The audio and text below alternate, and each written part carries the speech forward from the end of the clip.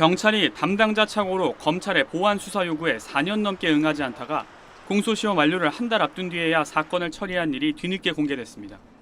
서울수서경찰서는 지난달 중순 한 프랜차이즈 네일숍을 방문판매법 위반 혐의로 처벌해달라며 피해자가 고소한 사건을 검찰에 송치했습니다.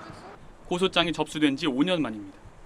고소인은 이 업체로부터 회원권을 구매한 뒤 얼마 안 돼 환불이나 소비자 구제 절차를 안내받지 못한 채로 지점들이 일괄 폐점했다며 지난 2021년 고소장을 냈습니다. 고소인 외에도 서울과 세종, 경남 등 전국에 피해자가 수십 명 더 있고 확인된 피해 금액만 1,000만 원을 웃돌았던 것으로 알려졌습니다. 경찰은 업체 측 혐의를 입증할 증거가 부족하다고 보고 고소를 각하했다가 고소인의 이의 신청으로 수사를 재개한 끝에 이듬해인 2022년 4월 사건을 검찰로 넘겼습니다. 이를 두고 검찰은 보안 수사가 필요하다고 판단해 사건을 다시 경찰로 돌려보냈지만 경찰은 4년여간 별다른 처분을 내놓지 않았습니다. 그러다 해당 혐의 공소시효가 만료되는 만 5년이 되기 한 달 전쯤 보안 수사를 마치고 다시 송치했습니다. 사건 처리가 늦어진 데 대해 경찰은 일단 형사사법 정보 시스템 킥스의 개편 직후 전산상 오류와 담당 수사관의 실수가 겹치면서 생긴 일이라며 의도적으로 처분을 미룬 것은 아니라고 해명했습니다. 수서경찰서 측은 해당 수사관에 대한 감찰에 착수해 사건 처리가 지연된 경위를 추가로 확인할 방침입니다. SBS 김태원입니다. 검찰의 보안 수사권을 폐지하면 경찰 수사에 대한 견제가 어려워지는 문제에 대해 한 여권 인사가 내놓은 해법이 논란입니다. 최강욱 전 민주당 의원은 어제 유튜브 방송 매불쇼에 출연해 광주에서 여고생이 피살된 장윤기 사건 관련 대담 중 보안 수사권이 있어야만 제대로 밝혀지고 처벌될 수 있는 것이냐 문제가 핵심이라고 운을 뗐습니다. 이어 검사가 성범죄 관련 추가 증거 수집을 요구했는데도 경찰이 수사하지 않는 상황을 가정하면서 보안 수사권이 완전히 폐지됐다고 쳤을 때 내가 검사면 언론에 바로 알리겠다고 말했습니다. 내가 검사면 언론에 알리죠, 바로. 그러니까 내가 공식적으로 문제를 제기하는 거예요. 이거를 지금 경찰이 수사를 안 하고 있다. 검찰의 보안 수사권이 없더라도 언론에 피의 사실을 알려서 경찰을 압박해 문제를 해결할 수 있다는 뜻으로 해석됩니다. 최 전 의원의 주장을 두고 법조계 일각에선 국가가 제도 내에서 형벌권을 제대로 행사할 책임을 민간에 전가하는 거라는 비판이 나왔습니다. 또 이는 형법상 피의사실 공표죄에 해당할 수 있다는 문제도 제기됐습니다.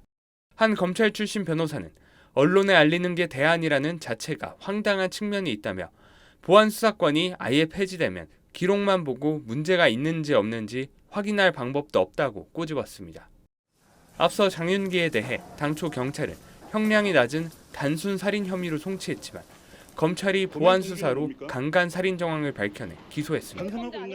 이 과정에서 현직 경찰관인 장윤기 아버지가 담당 수사관과 통화하고 증거를 인멸한 정황까지 드러나 이대로 보안 수사권을 폐지하고 경찰에만 수사를 맡겨도 되냐는 우려가 나오고 있습니다.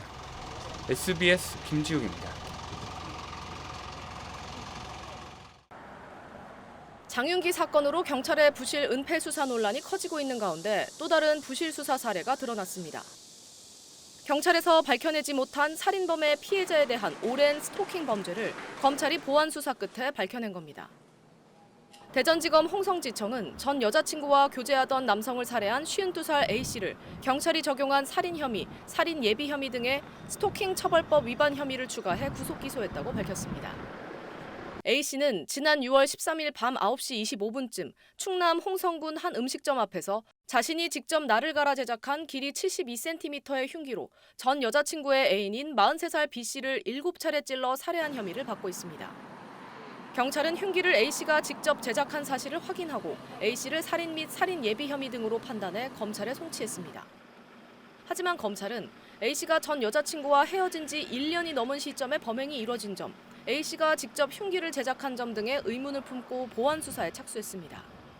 검찰은 통신영장과 압수수색 영장을 발부받아 A씨의 1년치 통화 기록을 분석하고 휴대전화 포렌식과 기지국 분석 등을 진행했습니다. 그 결과 A씨가 약 1년 전부터 전 여자친구와 B씨의 주거지를 찾아가는 등 지속적으로 스토킹한 사실과 살해 목적으로 공기총을 구입하려 한 사실이 드러났습니다. 장기간의 계획과 스토킹 끝에 살인한 사실을 부인하던 A씨는 검찰이 관련 증거를 들이밀자 결국 혐의를 인정했습니다. 계획적 살인이라는 사실이 입증되면 법원이 양형할 때 중요한 가중 요소가 됩니다.